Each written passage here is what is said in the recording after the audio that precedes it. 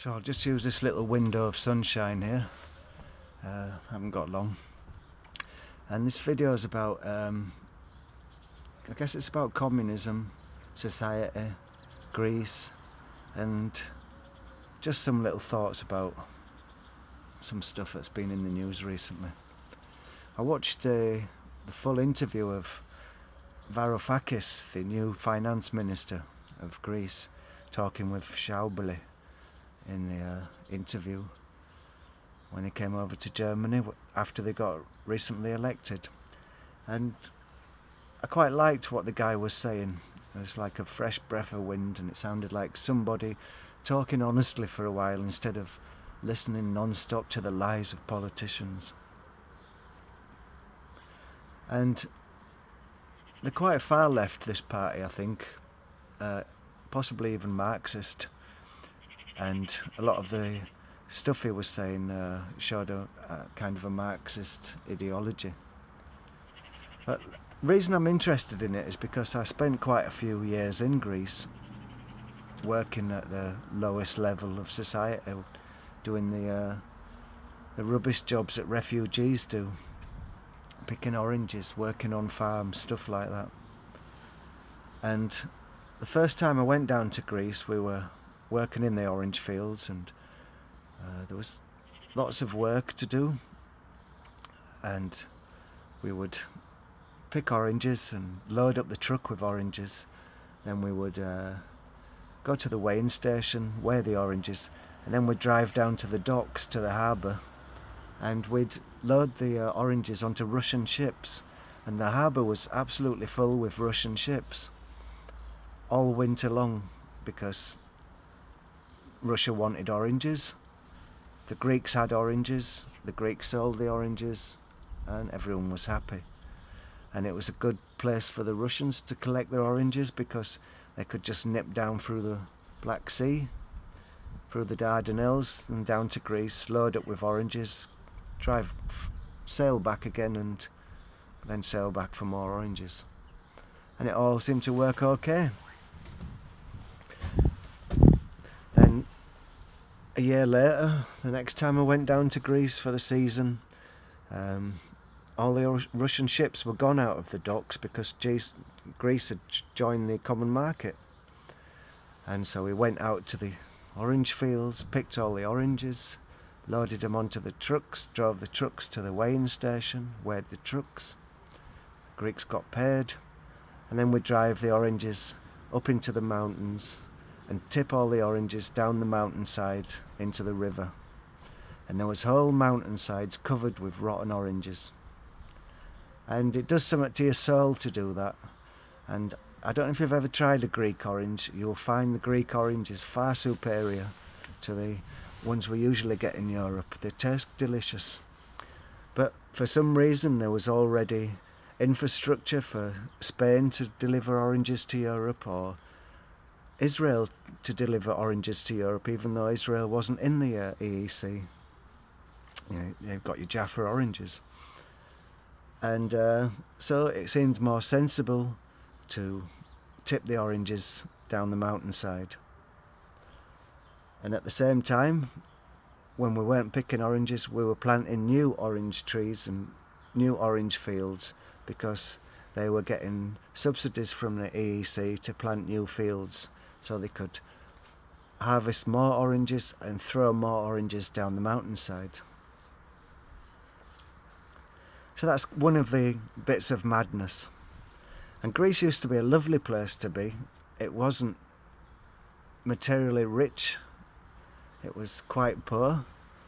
But the society seemed to work really well. It was very relaxed, and the farmer would perhaps have a small Nissan pickup truck to do his work.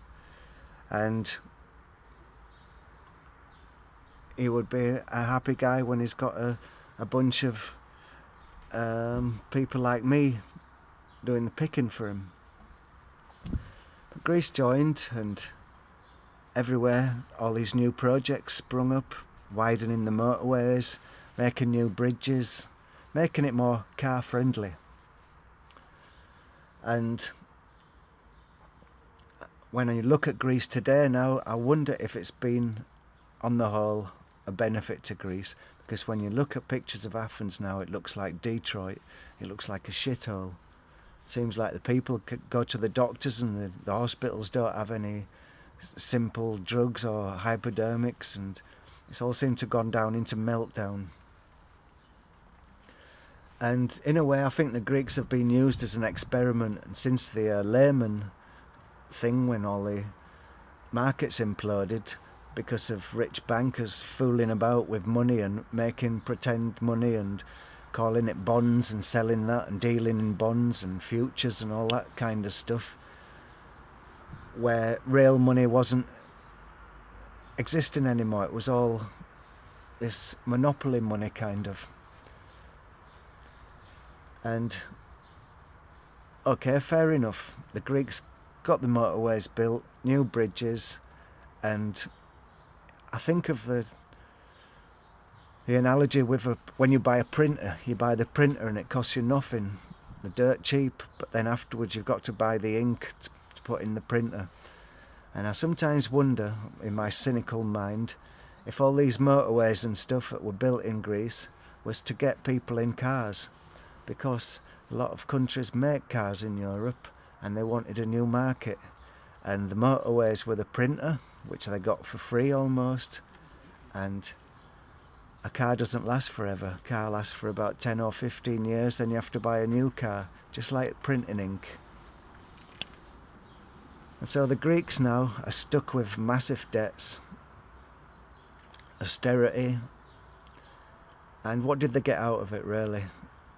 They've got a society that's now dysfunctional. They've got a load of old Porsches or fancy Mercedes that have got rust holes in them now, and a lot of new motorways. They've got a beautiful new stadium, Olympic Stadium, that was built most probably by North European engineering firms. Look at that thing now, it's an absolute white elephant, it's all fallen to pieces. The millions and millions of euros that were spent on that thing were wasted, and it's just a big wreck, like Greece itself in a way. And I think this guy Varoufakis is talking some sense. He's talking about it's time to start thinking about this whole system of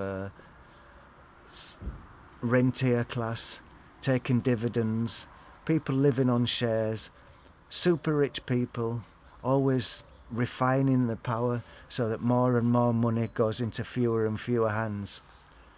And you might say, yeah, but these southern places are all corrupt, aren't they? Spain and Greece are all corrupt people. And I counter that with, go to lovely uncorrupt Switzerland and look inside their banks. That's where all the money is. That's where all the dirty, stinking, rotten, corrupt money is, in Switzerland. Not the Greek guy putting a few euros in his pocket from the till to fool the taxman. The real big crimes are going unreported, really, and they're hidden. And if you think about communism, lots of people say, oh yeah, communism, what a failure, Look what happened to Russia when they tried communism. But if you think about communism, it all started up with the invention of the machine. And the whole idea behind communism was utilising the machine to stop the dreary work that the workers got to do, and let the machine do that horrible, hard, muscular, manual work. Let the machine take the strain, and everyone will benefit from that. But the way it went was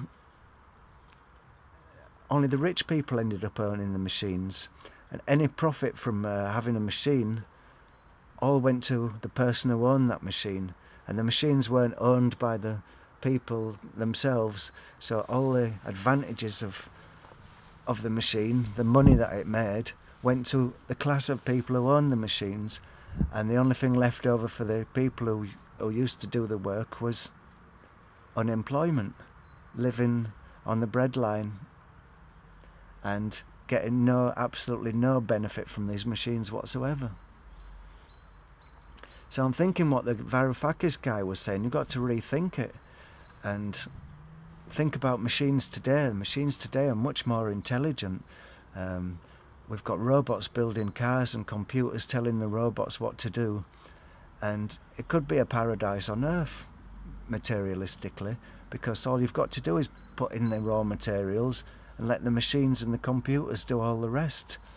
You don't need the guy working on a lathe 12 hours a day anymore. But no, it can't work like that, because it doesn't work like that. The rentier class say one person has to own the machine, he has to have all the money, and he decides what to do with the money. So maybe I'm talking rubbish, I don't know, but to me it seems like this guy Varoufakis, and if you want to listen to what he said, have a look at the video in the link below. And lots of people will say that communism doesn't work, it doesn't work. Well, I say to you, look at China, that's still communist, and they've gone down the road of having plans and getting the machines to do the work, and it seems like all the stuff in the world at the moment is made in China. So I think things are about to change, and we've got to be careful now, because like the Greeks have been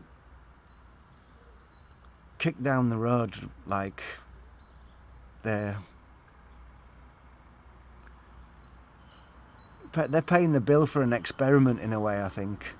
And when people, we've got to think back to the 30s when there was depression and the money was worth nothing and people get pissed off with their lot in life. Bad things happen, like Nazi parties and stuff like that. And that's what the Varoufakis guy was saying. So, you know, today's nutcase is tomorrow's visionary. And lots of people are saying the same sort of thing. You've got your Russell Brand type people, and there's lots of people thinking it's time for a change. And I think that might very well be the case.